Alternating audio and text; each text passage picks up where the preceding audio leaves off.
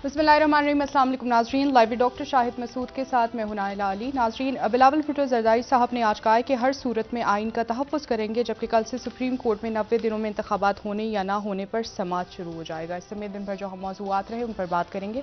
हमारे साथ स्टूडियो में मौजूद हैं डॉक्टर शाहिद मसूद। अस्सलाम वालेकुम डॉक्टर साहब। आपको सर, सुप्रीम कोर्ट में 90 दिनों में इंतखाबात होने या ना होने पर समाअत कल से आगाज़ होने जा रहा है। आप क्या देख रहे हैं इंतखाबात आने वाले दिनों में, और इस केस के हवाले से मैं आपकी राय जानना देखिए, चाहूँगी। ये तो एक तारीख साज लम्हात हैं पाकिस्तान की सियासत के। उसकी वजह यह है कि जो चीफ जस्टिस साहब ने जब इस पे रिमार्क्स दिए तो उन्होंने कहा कि आईन पाकिस्तान हमने उस दिन फिर लाइटर से नोट पे तबसरा किया था, लेकिन ये बहुत गहरी बात है। उन्होंने कहा कि आईन पाकिस्तान इस दस्तक दे रहा है जी, ठीक है। और आईन पाकिस्तान जो है वो उसमें बहुत सारी तरामीम भी हुई, बहुत से उसमें बहुत कुछ है जो हमें नहीं भी मिलता आइन में उसकी तशरीह। लेकिन आईन पाकिस्तान एक ऐसा डॉक्यूमेंट है जिसके ऊपर पूरा आपकी रियासती ढांचा खड़ा। अब उन्होंने चीफ जस्टिस साहब का जो उन्होंने सुमोटो लिया तो उन्होंने कहा कि आईन पाकिस्तान ठीक है। तो एक तो बात, लेकिन साथ ही उसमें फिर दूसरी पिटिशंस भी आ गई जो मैंने कल भी बात की थी। पोलिटिकल पार्टीज की, इलेक्शन कमीशन भी कल जवाब जमा करवाएगा सारा। उन्होंने कहा कि जी इस पे फुल कोर्ट बनाया जाए जिसमें 2 जज साहिबान को ना रखा जाए। तो ये कल भी बात की थी कि मुमकिन है फुल कोर्ट बने, मुमकिन है कि फुल कोर्ट ना बने। ये चीफ जस्टिस साहब की।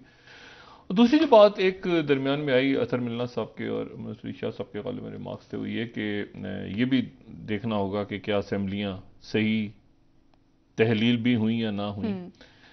अच्छा, ये 2-3 बातें ऐसी हैं जो रिमार्क्स हम कुछ कह नहीं सकते, क्योंकि हमने सिर्फ इतनी कल बात की थी कि मुमकिनात हैं बहुत सारे। मतलब एक मुमकिनात जैसे ये भी हो सकता है कि फुल कोर्ट बैठ जाए क्योंकि जस्टिस फाइज साहब यहाँ पे होंगे, तमाम जज साहिबान होंगे। लेकिन अच्छा, आज जो इलेक्शंस हो रहे हैं इसका रिजल्ट बड़ा इंपॉर्टेंट होगा। जो राजमपुर में इलेक्शंस हो रहे हैं अभी तक इसमें पीटीआई बहुत आगे, पीटीआई बहुत आगे है अभी तक। तो देखना है कि फाइनल रिजल्ट में पीटीआई जीतती है, मुस्लिम लीग नवाज जीतती है। अच्छा, अब इसमें जो तो इशू ये है कि एक तो ये बात, दूसरी बात ये है कि क्या असेंबलियां जो है अस खुद नोटिस मेंटेनेबल, वो तो छोड़ देना क्योंकि पिटिशंस ही चलेगी ना। अब तो पॉलिटिकल पार्टीज ने खुद पिटिशंस डाल दी और उसमें उन्होंने कहा कि फुल कोर्ट बनाया जाए। उसमें इतराज़ इस बात पे नहीं है कि जी 90 दिन वाले बात पे तो कोई कर ही नहीं सकता ना बात। इतराज़ ये है कि ऐलान कौन करेगा। कोई पॉलिटिकल पार्टी ये नहीं कह सकती कि 90 दिन में इलेक्शन नहीं होना चाहिए, ये तो आइन से डिबेट करेंगे आप। तो उनका ये है कि जी फुल कोर्ट बने, उनको इतराज़ सिर्फ ये है। और इलेक्शन कमीशन का ये इशू है कि इसको हमारे पास वसाइल नहीं है, ये हम करवा नहीं। ये इलेक्शन कमीशन का एडमिनिस्ट्रेटिव इशू है जो वो अपना केस प्रेजेंट करेंगे। लेकिन ये जो नुक्ता है ना कि क्या असेंबलियां सही बहाल हुई या ना हुई, मेरा नहीं ख्याल कि इसके, क्योंकि ये अगर बात आगे चल पड़ी ना कि असेंबलियां बहाल हो गई, यानी तहलील उनकी, असेंबलियां सही तहलील हुई या ना हुई, ये मामला अगर आगे चला गया तो ये मामला तो बहुत ही अजब तरफ निकल जाएगा कि पता चला 2 असेंबलियां, अगर फर्ज मैंने कहा ना सिर्फ मुमकिनात पे बात करें क्योंकि रिमार्क्स आए, इसका मतलब है 2 असेंबलियां बहाल हो गई।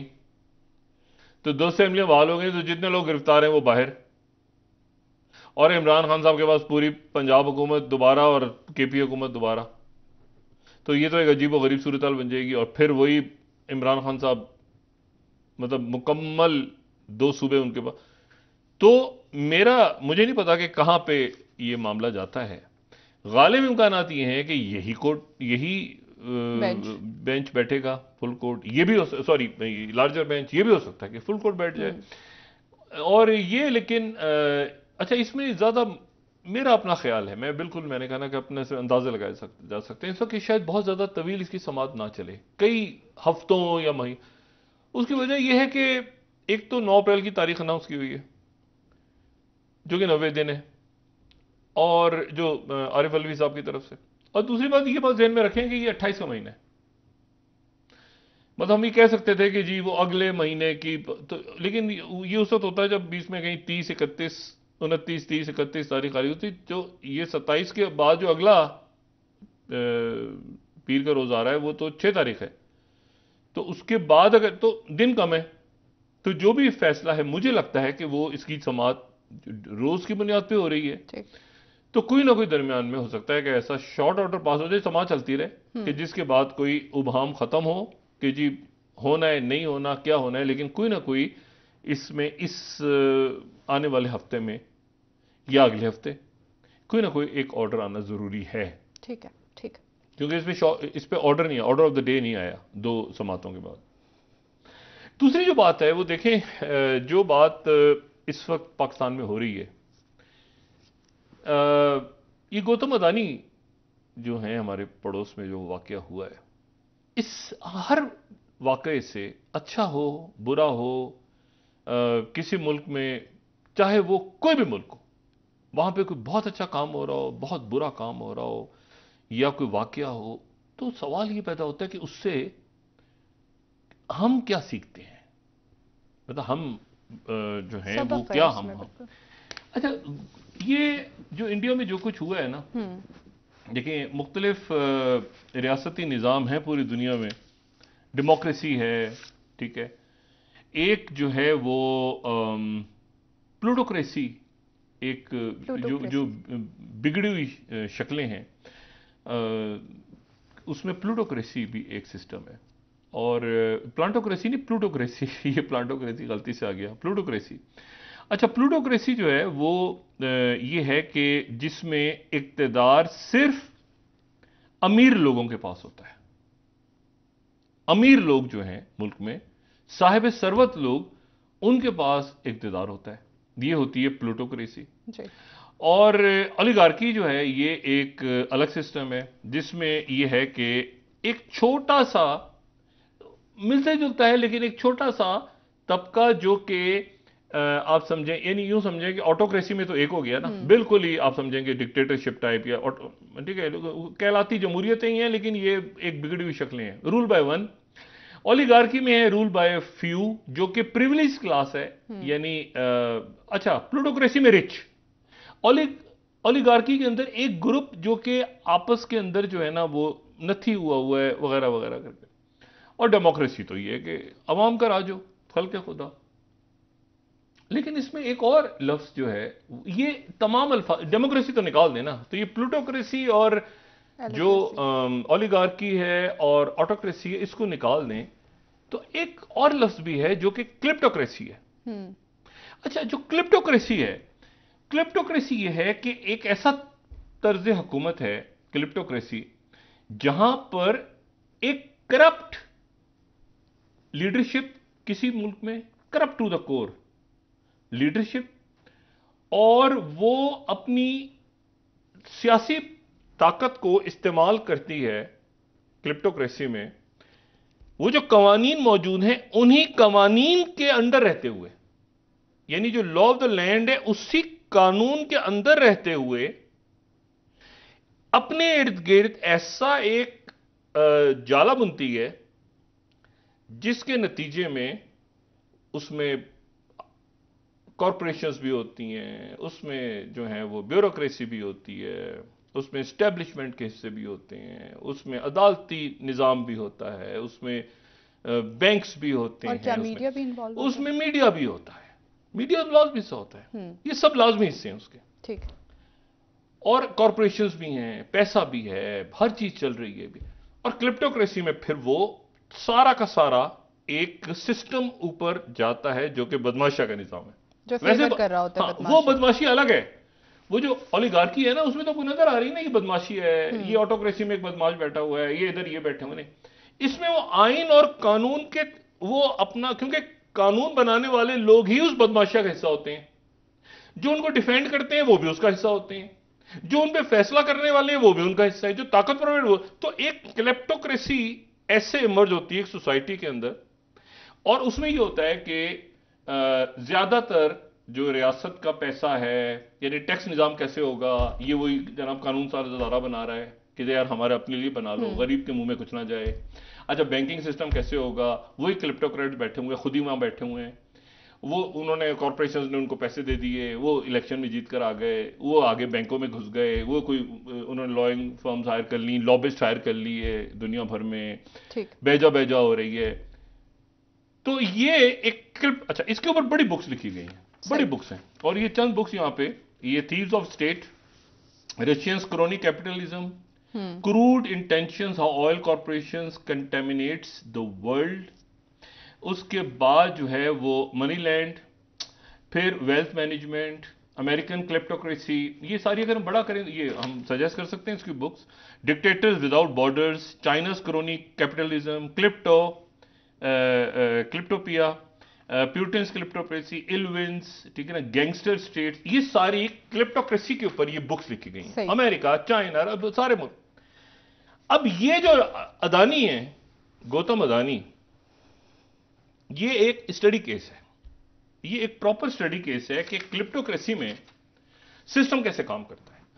और मैं जब उनको, अदानी को एज अ मॉडल उठा रहा हूं, तो तमाम दुनिया को उठा रहा हूं और पाकिस्तान को भी उठा रहा हूं साथ, तमाम दुनिया में। देखिए चाइना के ऊपर बुक्स हैं, कहीं अमेरिका पे बुक्स हैं, कहीं मिडिल ईस्टर्न बुक्स हैं, कहीं हर पॉलिटिकल पार्टी के ऊपर इन्वेस्टर्स हैं, उसमें ये है, उसमें जो ऑटोक्रेटिक्स हैं उधर भी हैं, हर जगह पे। लेकिन ये एक मॉडल ऐसा है कि अभी हालिया दिनों में चूंकि उठा है बड़ा मॉडल। ठीक, अब क्या हुआ, देखिए ना, एक शख्स जो है वो गुजरात में है, कहीं वो बिजनेस करता है, गुजरात में उसकी दोस्ती होती है एक सियासतदान से। ये पाकिस्तान में, मैंने उस दिन कहा था ना, छोटे छोटे अडानी घूम रहे, मैं पहले दिन से बात कह रहा हूं, छोटे छोटे अडानी पाकिस्तान में, ये एक ही, ये जो कि बड़ा अडानी पकड़ा गया है। हाँ। गरीब इसलिए कहूंगा कि 33 नंबर पे आ गया। आज क्या हुआ है, आज फोर्ब्स की लिस्ट पे 29 से 33 पे, ये 29 तो ब्लूमबर्ग पे है और 33 ये एक दिन में और गिर गया है, ये 33 नंबर पे आ गया है। दूसरे नंबर से ये फोर्ब्स की लिस्ट पे 33 नंबर पे है, और जो ब्लूमबर्ग की लिस्ट है उस पर 29 नंबर पे आ गया है, 25 से, यानी 2 सेकंड नंबर पे था बिलियनियर लिस्ट में। ये आज मैंने अभी देखी है 15 मिनट पहले। तो ये ब्लूमबर्ग की लिस्ट है, ठीक है, 29th, ठीक है, 29 पे है ना यहाँ पे जी, 29 पे है ये जी, और वहां पर जो है वो ये अडानी जो है ये। अब इसमें इशू ये है कि आप देखिए ना क्या कैसे काम हो रहा है। अब इसको आप जरा ध्यान में रखें और पाकिस्तान में देखें आप, एक आदमी वहां पे बिजनेस करता है और एक आदमी वहां पे सियासत कर रहा है, वो कत्लेआम कर रहा है, वो मार रहा है, जो भी कर रहा है, वो बस वो उसका आगे एम्बिशन है कि मैं वजीर आजम बनूंगा, ये बिजनेसमैन है। अब इनका आप देखें ना कैसे क्रिप्टोक्रेसी, वहां कहीं अदालतें इन्वॉल्व हैं, कहीं वकील इन्वॉल्व हैं, कहीं मीडिया इन्वॉल्व है, कहीं बैंक्स इन्वॉल्व हैं, कहीं एक पूरा का पूरा एक ज़हन साजी हो, वो होते होते होते होते होते होते कहां से कहां, मतलब बाहर के खत्म हो गए, गुनाह माफ हो गए, ये हो गया वो हो गया, करते करते जनाब इधर से अडानी का राइज हो रहा है, इधर से प्राइम मिनिस्टर मोदी राइज हो रहा है। मैं इसको सिर्फ एग्जांपल के तौर पे ले रहा हूं, और मैं ये ध्यान में रखे कि मैं ये भी कह रहा हूं कि पाकिस्तान में बहुत सारे अडानी घूम रहे हैं, बिल्कुल ये भी ध्यान में रखें। लेकिन मैं आपसे कह रहा हूं कि आप देखिए राइज कैसे हो रहा है, इधर से अडानी उठ रहा है, इधर से मोदी उठ रहा है, और ये करते करते जनाब आगे पीछे फॉरेन पॉलिसी, असला कैसे खरीदना है, क्या होना, पॉलिसी कानून साजी कैसे होगी, हो सकता है कहीं इसने कांग्रेस को भी और बाकी पार्टियों को पैसे खिलाए हो। ये ये जो कॉर्पोरेशन हैं, ये सब कहां एक वक्त में सबको यही जीत जाएगा तो क्या होगा, हो सकता है, मैं कोई दाम नहीं लगा रहा, मैं कह रहा हूं कि जहां पर भी क्रिप्टोक्रेट्स होते हैं, यानी क्रिप्टोक्रेसी होती है, उस सिस्टम में वो हर एक को बांध के रखते हैं कि इसको भी खिला दिया, उसको भी खिला दिया, इसके मुंह में गुलाब जामुन, उसके मुंह में, कि यार ये सब उठेंगे तो एक सिस्टम के अंदर गड़बड़ ना हो जाए। अब वहां से उठते उठते उठते उठते क्रिप्टोक्रेसी का एक आइडियल मॉडल आपको नजर आता है, जो ऊपर जग गया और ऊपर जाके वो बबल फट गया, और इतनी बुरी तरह से फटा कि विकिपीडिया के पेजेस एडिट हो रहे हैं, यानी इतनी बुरी तरह से फटा कि दूसरे नंबर से 33 नंबर पे गिरा बंदा और डंप कर दिया। मतलब अब मोदी उसको डंप करके, मोदी पीछे हट रहे हैं ना। आज उनके कांग्रेस में, मैंने कहा कि मैं इंटरनल पॉलिटिक्स में इन्वॉल्व नहीं होता, लेकिन आज का फॉरेन पॉलिसी देखें कि द गौतम अदानी, आज का foreign policy and the new Indian capitalism, ठीक है, और फाइनेंशियल टाइम्स वही बता रहा है 145 बिलियन लूज हो गए डॉलर, 145 बिलियन फाइनेंशियल टाइम्स के मुताबिक एक महीने के बाद, एक महीने में 145 अरब डॉलर्स, ठीक है। अच्छा, उसके बाद जो है वो चैथम हाउस को मैंने देखा ये पढ़ने के लिए कि ये क्लेप्टोक्रेसी क्या है, एंड ये चैथम हाउस की रिपोर्ट आई हुई है, बड़ी इंटरेस्टिंग रिपोर्ट है, हाउ डज इट वर्क। और उसमें चैथम हाउस ने उसको पूरा फिर डिफाइन बड़ा इंटरेस्टिंग वे में किया है, अगर हम उसको उस जगह को दिखा सकें। वो ये कहता है कि मोस्ट एक्सप्लेनेशंस ऑफ क्लिप्टोक्रेसी, ये ग्रीक वर्ड है, यानी thief and rule, stress the aspects of grand corruption whereby the high level political power is abused to enable a network of ruling elites to steal public funds for their own privilege gain using public institutions को use करते हुए public funds को खाके। क्लिप्टोक्रेसी is therefore a system, एक पूरा निजाम है जिसको मैं बदमाशी का निजाम कहता हूं, based on virtually unlimited grand corruption, क्योंकि कानूनी तहफ़्फ़ुज़ हासिल होता है ना, coupled with, in words of American academic Andrew Weideman, के near total immunity for those, मुकम्मल उनको तहफ़्फ़ुज़ हासिल होता है कानून का, for those authorized to loot by the thief in chief, namely the head of the state. thief in chief जो ऊपर बैठा है सर। अब मैंने आपसे बात की ना कि ये क्रिप्टोक्रेसी ना किसी बंदे को पन कर, हम एक केस स्टडी उठाई है हमने, क्योंकि दुनिया भर में इस वक्त ये हो रहा है कि अडानी मोदी अदानी, और साथ ही मैं ये भी कह रहा हूं कि पाकिस्तान में अब इसको आप नोट करें तो आप देखेंगे पाकिस्तान में कितने अडानी घूम रहे हैं, और ये एलीट कैप्चर को अब नाम आया है ना, असल तो ये बदमाशी है। अब लफ्ज आ रहा है ना कि इसको आप इसको क्रिप्टोक्रेसी कहते हैं। ये क्रिप्टोक्रेसी हम डिस्कस कर चुके हैं पहले भी अपने प्रोग्राम में डिटेल में, लेकिन ज्यादा आसानी से समझाने के लिए इसको बदमाशिया का निजाम, अब वो बदमाशिया के निजाम को आप देखें 75 साल और छोड़ दें, आइन बनेगा उसमें वो निकाल लेंगे, कानून होगा उसमें से वो निकाल लेंगे, रास्ते हर, क्योंकि सिस्टम है ना, एक पूरा निजाम है, जमानत कैसे होगी, ये कैसे होगा। मैंने आपसे कहा कि आप जरा नोट करिए, और ये एक स्टडी है, मुझे यकीन है इस बात का कि ये इसमें थीसिस लिखे जाएंगे अडानी और मोदी कि ये कैसे राइज कैसे होगा, फॉल कैसे होगा। ऑलरेडी 2-4 किताबें तो शुरू हो गई हैं, इस पे काम शुरू हो गया वेस्टर्न वर्ल्ड में। अब आप देखें कि पाकिस्तान में कैसे, क्या कोई उस्ताद, क्या कोई शायर, क्या कोई अदीब, क्या कोई वाइस चांसलर, क्या कोई भी माशरे का मुतवस्सित एक मिडिल क्लास का या अपर क्लास का होना भी कोई जुर्म तो नहीं है, लेकिन मेरिट पे इस बदमाशिया के या क्लिप्टोक्रेसी के निजाम के बगैर क्या ऊपर आ सकता है? क्या एमएनए बन सकता है? क्या एमपीए बन सकता है? इवन और अदारों में हाईएस्ट लेवल पे पहुंच सकता है? कहीं ना कहीं ये क्लिप्टोक्रेसी का सिस्टम जो है ये इसको फेवर कर रहा होता है। जिंदगी अजाब है ना।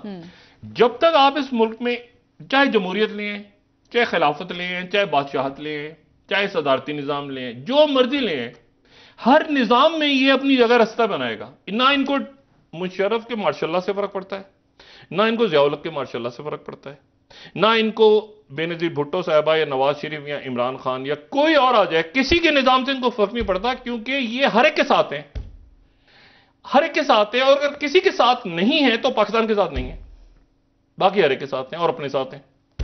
और इनकी सारी दौलत, ये चैथम हाउस जो डिटेल लिख रहे हैं ना आगे, ये बड़ा पढ़ने वाला इंटरेस्टिंग, वो कहते हैं ज्यादातर पर पैसा बाहर रखते हैं इंटरेस्टिंगली, क्योंकि इनका मुल्क से कोई ताल्लुक नहीं होता, तो ये पैसा बाहर रखते हैं। इनको पता होता है कि किसी भी वक्त मुल्क का कानून इधर उधर हो गया, ऊपर नीचे तो मारे जाएंगे हमारे बच्चे, पैसा बाहर रखते हैं, चाहे स्वार्थ हो या फर्डिनेंट हो या जो भी हो, फिलिपीन का जो भी हो। अब इशू ये है कि इसमें ये यहां पर आ गए और यहां पर पाकिस्तान में बहस शुरू हो गई है अब जनाब के ये एलीट कैप्चर और ये सारी बातें शुरू हो गई हैं, और सादगी अपनाओ और खर्चे कम करो और किफायत शारी करो। और से बताया हमें किसने? आईएमएफ ने। हमने नहीं सीखा, आईएमएफ ने हमें बताया, रहनुमाओं ने नहीं किसी ने नहीं। हमें देखिए, बात अगर होगी तो ऑल और नन होगा, ये ऑल और नन प्रिंसिपल के तहत होगा। या सब करेंगे या कोई नहीं करेगा, या सब कुर्बानी देंगे या कोई नहीं देगा, या सब अपने खर्चे कम करेंगे या कोई नहीं करेगा। तो ये ऑल और नन प्रिंसिपल है जो कि क्रिप्टोक्रेसी को तोड़ेगा इस मुल्क में, और इंशाल्लाह तोड़ेगा इंशाल्लाह। आप तस्वीर कर सकती है कि आईएमएफ ये कह रहा है कि गरीबों पे कम टैक्स लगाओ, और उधर से यहां से कहा जा रहा है नहीं गरीबों पे डाल दूंगा, नहीं गरीबों पे कम लगाओ, ऊपर खर्चे कम करो जी। और क्या आप तस्वीर कर सकते हैं, सबसे पहले फौज की तरफ से बात आ रही है कि हम अपने खर्चे कम करने हैं, दिफाई बजट। किसी ने नहीं कहा, बात अपनी पहली तरफ से आ गई कि हमारी तरफ से। अब मुझे बताएं वो बाकी जो सोच विचार पड़ी हुई है, अब क्या करें, क्या मुसीबत है, क्या करें, किसको काटें, किस वजीर को निकालें, क्या करें। वो बारात नहीं लेता, खिदमत खल के तहत बैठे हैं, अवाम की खिदमत का जज्बा। एक मिनट, अब इशू ये है कि यहां आके सारे फंस गए। अच्छा, तमाम अदारे चूंकि मुलविस हैं तो अदलिया के अंदर भी आपको एक तनाज़ नजर आ रहा है। अच्छा, वो तनाज़े जो है वो आइन और कानून के नुकात पे है अभी तक, लेकिन ये कितनी बड़ी बदकिस्मती है। और इसको अदालत को जल्द से जल्द इस तासुर को जाहिर करना होगा कि किसी किस्म की आपस में कोई इख्तलाफात हैं, वो आइन और कानून की शिकों के हवाले से जरूर हो सकते हैं, लेकिन शख्सियात के हवाले से नहीं हो सकते कि लोगों का तासुर ही बन जाए कि यार ये ऐसे है और ये ऐसे। बहरहाल अदालत का फैसला सबको काबिल कबूल होगा और होना चाहिए, क्योंकि एक ही अदारा बच गया। और अगर अदालत का फैसला नहीं मानेंगे तो फिर मैंने वही कहा ना कि वो फिर उसके बाद तो मामलात नहीं संभलेंगे। और शॉर्ट ऑर्डर का स्टार्ट होगा मेरे अजीज हम वतनों से, और वो बहुत ही शॉर्ट होगा, 4 लाइनों का होगा। अच्छा, अब इशू ये है कि वहां तक तो जाएंगे नहीं, ना दुनिया में एक्सेप्टेबल है, ना कोई बाइज्जत माशरे इस तरह तो नहीं तरक्की करते ना कि हर कुछ अरसे के बाद जो है वो, लेकिन वो उनसे लड़ रहे हैं, वो उनसे यानी खान साहब हुकूमत में लग रहे हैं।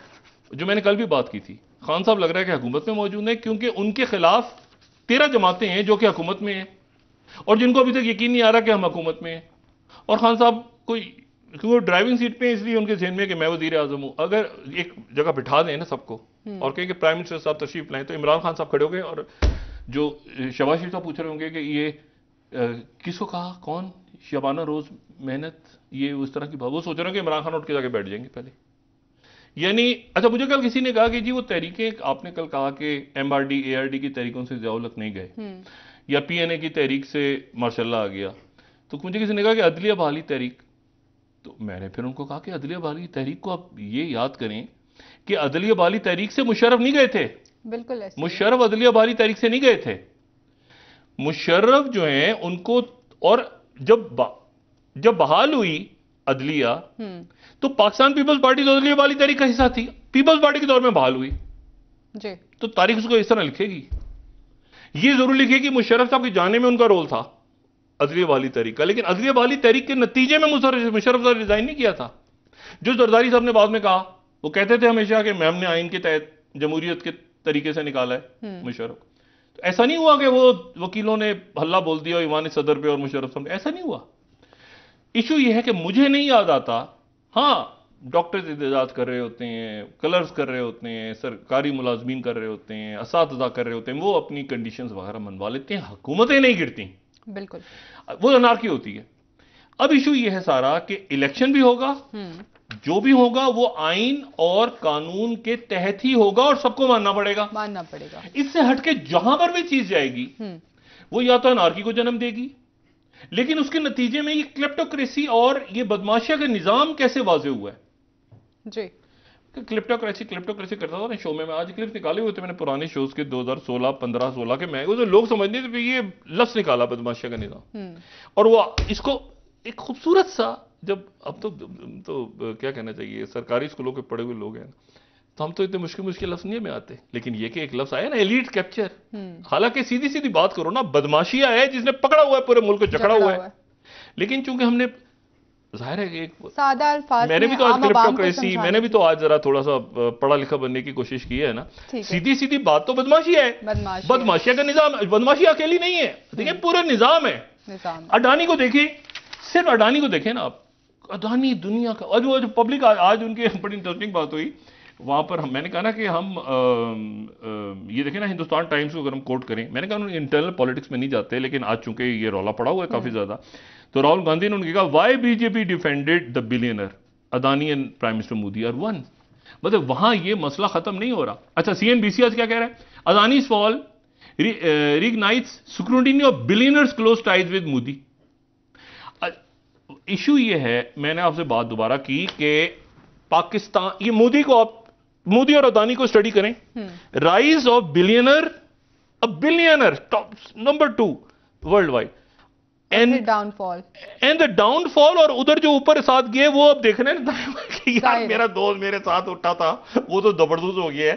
अब यानी आप देखें ना तो वो मोदी जो जरा सी कोशिश करेंगे उनको हेल्प बेल आउट करने की, उधर से वो दुनिया पकड़ लेती है। वो कह रहे मैं तो जानते नहीं कौन अदानी कौन, पता नहीं वापस आके गुफ्तगू के सिलसिले को आगे बढ़ाएंगे। और हमारे यहाँ कितने घूम रहे हैं। बिल्कुल सर, जो 75 सालों में बेड़ा गर्क हुआ है, कोई छोटे छोटे अदानी नहीं किए ना आके हर दौर। ठीक है डॉक्टर साहब, वापस आके मजीद बात करेंगे आपसे। नाजरीन यहाँ पर एक ब्रेक ले लेते हैं, हमारे साथ रहिए।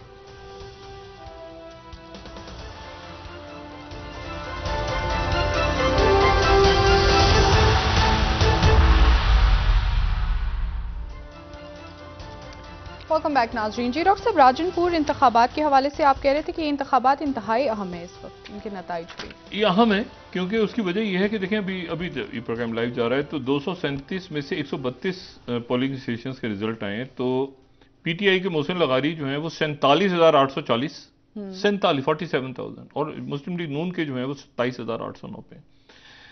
अच्छा, लगारी फैमिली ही है, लेकिन ये है कि फर्क बहुत ज्यादा है। तो ये अगर यहां से पीटीआई फिर जीतती है दोबारा तो ये एक और दबाव होगा हुकूमत पे कि वो इलेक्शंस से भाग रहे हैं, जा रहे हैं, नहीं चाहते इलेक्शन होना। अच्छा, इसमें जो इशू यहां पे है वो ये है कि लेकिन देखिए ये जो मैंने प्राइम मिनिस्टर मोदी की बात की, अभी क्रिप्टोक्रेसी तो है, लेकिन इस क्रिप्टोक्रेसी में एक चीज और एक और फिनोमिना भी तो सामने आया है ना। ये इंडियन प्राइम मिनिस्टर का एक और फिनोमिना भी सामने है कि उन्होंने खानदानी सियासत को धबरदूस कर दिया। कांग्रेस मौजूद है, मैं इंटरनल पॉलिटिक्स में उनके असर नहीं, लेकिन वो जो खानदानी पॉलिटिक्स थी वो तो नरेंद्र मोदी ने आके ये था ना कि जो हो ही नहीं सकता, खानदानी सियासत ही चलेगी हमेशा। वो कम से कम आज भी आप अगर पोल्स उठाएं वहां इंडिया के, तो एक शख्स जो प्राउडली कह रहा है कि मैं चाय वाला हूं और प्राउडली कह रहा है कि मेरी इंग्लिश भी अच्छी नहीं है, मैं ऐसे जैसे हूं वैसे हूं, वो कम से कम यहां तक पहुंचा तो सही। तो उसने एक खानदानी सियासत को ललकारा, हराया, तोड़ फोड़ के रख दिया। अब वो कैसे उनकी कांग्रेस, मैंने कहा ना मैं इंटरनल पॉलिटिक्स पे नहीं बात करना चाह रहा, कैसे वो रिवाइव होती है, कैसे आगे जाती है, लेकिन करिश्मा अगर दोनों कंपेयर करें तो आपको मोदी में ज्यादा नजर आता है, प्राइम मिनिस्टर मोदी में। तो क्रिप्टोक्रेसी का तो एक सिस्टम है, जो सिस्टम पूरी दुनिया में, मैंने कहा ना, हर पॉलिटिकल पार्टी, हर जगह, गांव देहात के लेवल पे चले जाएं, तो ऊपर के लेवल्स पे चले जाएं आप, बाहर इसमें जो तेल की खरीदो फरोख्त हो रही है इस वक्त, बड़े हाई लेवल की कॉरपोरेशन हैं दुनिया भर में, कोई गंदम दे रहा है, कोई ये दे रहा है, कोई उस लेवल पे चले जाए, हर जगह है। लेकिन मुल्क बर्बाद उस वक्त होते हैं जब ये एक नेक्सस बना के वो कानूनी अपने मुताबिक बनाए। वो अमीर नहीं है, वो एक पूरा एक तबका है कि यार इसको ये सिस्टम का हिस्सा होगा, ये सिस्टम का होगा, ये यहां से इंसाफ खरीदा जाएगा, अपनी मर्जी का पुलिस ऑफिसर, अपनी मर्जी का ब्यूरोक्रेट, अपनी, और आप उस जाले में जब तक फंसेंगे नहीं, उसका हिस्सा नहीं बनेंगे, आप सर्वाइव नहीं कर सकते माशरे में। ये है जिससे निकलना है। वही आदमी कभी आपको मुस्लिम लीग नून में नजर आएगा, वो पीटीआई में नजर आएगा, वो पीपल्स पार्टी में नजर आएगा, फिर वो घूम फिर के वापस आ जाएगा, मियां साहब उसको माफ कर देंगे, जरदारी साहब गले लगा लेंगे, मौलाना साहब उसको, इमरान खान कहेंगे नहीं तो बड़े से वोट हैं इसके। ये क्रिप्टोक्रेसी का जो सिस्टम है ये आपका जब तक खत्म नहीं होगा, उसके नतीजे में एक ऐसा माशरा बन के आ जाएगा जहां पर आपके अच्छे पुलिस ऑफिसर्स भी, उनके ऊपर भी निशान सवाल उठेंगे कि ये तो उसके दौर में ये था, ये तो उसके दौर में ये था। वो कहता पड़ेगा भाई खुदा का वास्ता, बहुत सारे केसेस आए हैं ना, अभी बहुत सारे आपके सामने हुए हैं। देखिए आफ्ताब सुल्तान साहब एक मिसाल है ना जी, और बहुत सारे लोग हैं, बेशुमार लोग हैं जिनके ऊपर कोई आज के दिन भी कोई उंगली नहीं उठा सकता। ऐसे आपके पुलिस ऑफिसर्स भी हैं, आपके ब्यूरोक्रेट्स भी हैं, आपके जजेस भी हैं, आपके वकील भी हैं, आपके हर तबके में उसातिज़ा हैं, वाई चांस। लेकिन मुझे बताएं कि क्या कोई दूसरा ज़िया-उल-दीन बना सकते हैं? क्रिप्टोक्रेसी से नहीं उठा ना। क्या हम अमजद इस्लाम अमजद बना सकते हैं दूसरा? क्या मुनीर नियाजी बना सकते हैं दूसरा? क्या हम कोई रिप्लेसमेंट नहीं है, कोई मतलब क्या हम ऐसी कोई शख्सियत पैदा कर सकते हैं? क्योंकि ये क्रिप्टोक्रेसी सिस्टम की वजह से कई लोग तो ऐसे ही सिस्टम की वजह से मुल्क छोड़ के चले गए हैं। वो बाहर जाके बस गए हैं। वो डॉक्टर्स हो या इंजीनियर्स हो या वो मजदूर हो या वो पढ़े लिखे किसी भी तबके के लोग हो, वो बाहर जाके, कई आपके अदाकार और शायर बाहर जाके वो कहते हैं यार ये क्या सिस्टम है, यहां पर किन लोगों के आगे बैठ के। अल्लाह ताला से दे भी अनवर मसूद साहब की जो उन्होंने जो गुफ्तगू फरमाई है, आप देखें कितनी गहरी बातें की हैं उन्होंने। लेकिन मसला ये कि इस सिस्टम से बेजार नजर आए वो अपनी बात करते हुए, क्योंकि इस सिस्टम को अगर हमने तोड़ दिया और अब हम मजबूर हैं कि इसको तोड़ें, इससे आगे रियासत नहीं चल पाएगी। आप 1000 इसमें 73 के आइन को और फलानी तरमीम और ये मकड़ी के जाले की तरह निकल जाते हैं अंदर। ये मैंने कहा ना, डिक्टेटर्स के दौर में भी ये अपनी जगह रहते हैं, ये और तरक्की करते जाते हैं। पीपल्स पार्टी आ जाती है, ये तरक्की करते रहते हैं। मुशर्रफ साहब आ जाते हैं, ये और तरक्की। मुस्लिम लीग नून आ गए, और तरक्की। इमरान खान आ गए, उससे भी तरक्की। तरक्कियों पे तरक्कियां होती जा रही हैं इनके ऊपर। तो ये लोग शख्सियात पकड़ में क्यों नहीं आती? ये हर जगह है। मैंने आपसे कहा ना कि जो बात करते हैं ना कि सियासतदानों, वो बात सही है। आप सियासतदानों पे मलबा डाल देते हैं ना सारा, हर इदारे में। ये हर इदारे में। तभी तो क्लिप्टोक्रेसी होती यही है ना। क्लिप्टोक्रेसी यही है, क्लिप्टोक्रेसी यही है। बदमाशिया का निजाम है ना, उस सिस्टम है पूरा कि जिसमें अब देखें ना वहां क्या हुआ है। वहां पर सियासतदान तो नहीं है ये अदानी, सियासतदान वो एक बिलियनर है। अब बिलियनर ने मोदी पे हाथ रखा और उसके बाद अदालतों से भी रिलीफ मिल रही है, पैसे भी चल रहे हैं, दुनिया में लॉबिंग भी हो रही है, ये भी हो रहा है। वो करते करते करते करते करते आखिर में जब बबल फटा तो अब मोदी साहब उसको अगर अपनी डिस्कनेक्ट करते हैं तो हर किस्से में उनका नाम आ रहा है जी। हर किस्से में मोदी साहब का नाम। तो अदानी, देखें मैं आपसे जो बात हमेशा, मैं इसको पता नहीं, मेरा ख्याल है अभी एलिट कैप्चर वगैरह इस तरह के वर्ड्स आ रहे हैं तो लोग समझ गए बात, दुनिया भी समझ गई है। अशराफिया ये देखें कि लाइट्स बंद करो, खर्चे कम करो, गाड़ियां क्यों खरीद रहे हो, ये क्यों कर रहे हो, वो क्यों कर रहे हो। और आप तस्वुर करें उधर से तो अच्छा जी हम तो कर लेते हैं, सियासतदान तो कर लेते हैं। अनाउंस तो उनकी तरफ से हो गया ना, सबसे पहले उनकी तरफ से हो गया। यहां भी सोचा जा रहा था जो वजारतें कम करें, उन्होंने अनाउंस पहले कर दिया। अब मुझे बताएं कि इसके बाद क्या ये तमाम कौम पर इस वक्त क्या अल्लाह ताला का एक, आप समझें कि हमारे ऊपर कर्म नहीं है कि हम इससे जान छुड़ाएं, इस मकड़ी के जाले से? हमारी जिम्मेदारी और फर्ज हम तो छोड़ दें जो जिंदगियां गुजारी।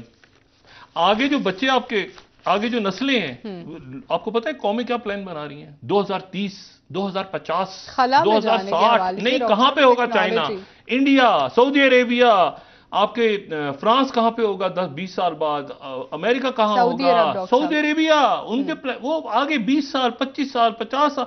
आप कहां लगे हुए हैं, कहां फंसे हुए हैं इस बात में कि जी इसका बच्चा उसका बच्चा, इसका बच्चा उसका बच्चा। आप अपने बच्चों के चक्कर से निकले हैं तो मुल्क का सोचें। जी बिल्कुल। और यहां पर ये जरूरत आ गई है कि आप इस क्रिप्टोकरेंसी में नोटेबल्स बड़े इंपॉर्टेंट होते हैं, नोटेबल्स और उनका किरदार। ओहो, वो साहब की पोस्टिंग हुई है ना वहां पे, साहब आए हैं वहां पे, साहब जीत गए हैं, तो साहब के लिए जरा पार्टी रखो ना, ये वो आगे पीछे वो अपनी जगह। नोटेबल्स जो है ना, उनके घर पे दावत है। अच्छा बताएं यार, मैं शहर में आया हूँ लाहौर में, कौन कौन से, वो सर ये लिस्ट है सर, ठीक है, ये सर लिस्ट है, अच्छा ये लिस्ट है, अच्छा ये चलो यार हम मौजू पे बात करें। इनकी दावत है आज, इनके घर जाएं, एक ब्रेक ले लेते हैं सर, जाते हैं यार, ब्रेक लेते हैं, वापस आके मजीद सारे कलेक्टर्स वहां बैठे होंगे, बैंकर भी बैठे होंगे, इंडस्ट्रीज भी बैठे होंगे, पार्टी में सारे जो है ना जी। ब्रेक ले लेते हैं नाज़रीन, वापस आके डॉक्टर साहब से मजीद बात करेंगे, हमारे साथ रहिए।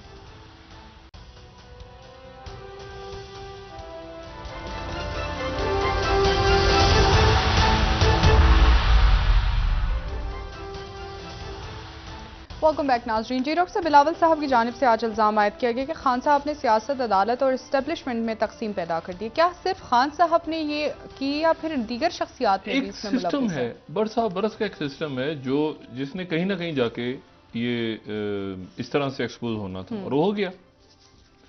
अब सवाल यह है कि आगे कैसे बढ़ा जाए, क्योंकि या तो हम इस सिस्टम के होस्टेज, ये सिस्टम ने तो हमें होस्टेज बनाया हुआ है पूरी कौम को, और खास जगह पे जाके हमें जवाब ही नहीं मिलता जी।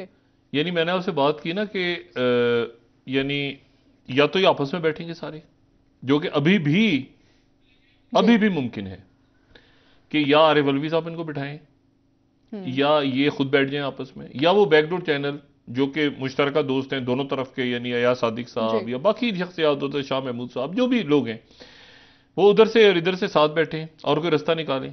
वरना जो मैंने पहली बात मैं कह चुका कई दफा कि जुडिशियल को हो चुका है, अपने आप को सरेंडर कर दिया ना, हर फैसला अदालत करेगी, ना मैं करूंगा ना ये करेगा, ना हम आपस में नहीं बैठ सकते। मतलब मुस्लिम लीग काफ की सदारत किसके पास होगी, ये भी फैसला घर में नहीं हो पा रहा, ठीक है, वो भी बाहर से फैसला हो रहा है कि जी चौधरी शुजात हैं या परवेज इलाही हैं।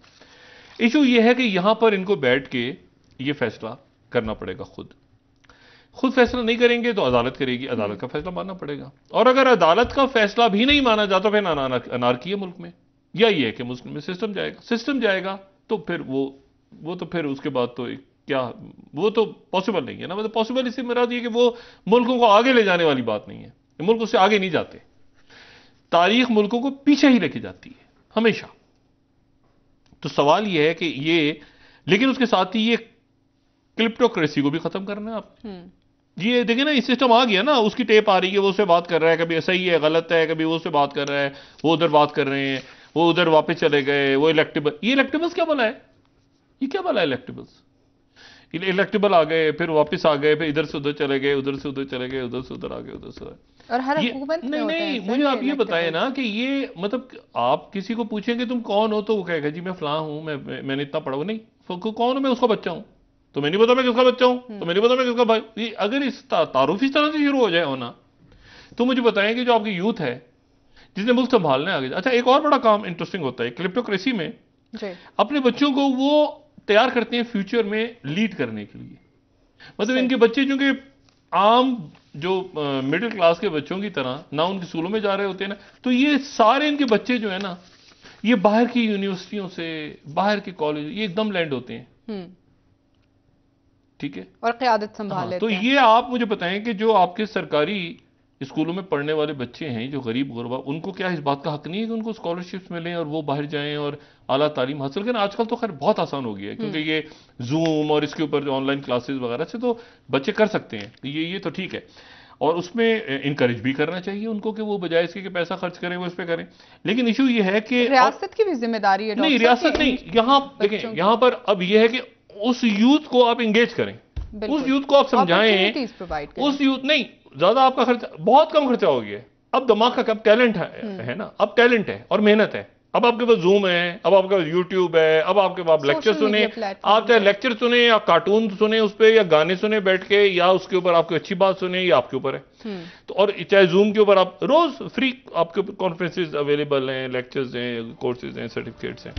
तो बात यह है कि, और ये डिजिटल पाकिस्तान, इसके ऊपर बात करेंगे आइंदा भी, हमने डिजिटल पाकिस्तान बनाना है। ये पाकिस्तान अगर आगे चलेगा ना इंशाल्लाह ताला, तो ये डिजिटल, इसको डिजिटल करना है आपने। ये इतने बड़े थद्दे लेके फाइलों के, आप इधर जाएं उधर से फाइलें आ रही हैं, साइन हो गए, पेपर गायब हो गए, पेपर आप उतने जरा दुबई एयरपोर्ट पे या बाहर कहीं जाके आपको पेपरलेस काम हो रहा है, पेपर है ही नहीं। शुक्रिया डॉक्टर साहब, प्रोग्राम का हर चीज डिजिटलाइज। बहुत शुक्रिया डॉक्टर साहब। नाज़रीन, कल इंशाल्लाह दोबारा आपसे मुलाकात होगी। मुझे नाइला अली को इजाजत दीजिए। अल्लाह हाफ़िज़ जी डॉक्टर साहब। अपना दोस्तों रिश्तेदारों को दो नवाह के लूंगा, सब ख्याल रखिएगा।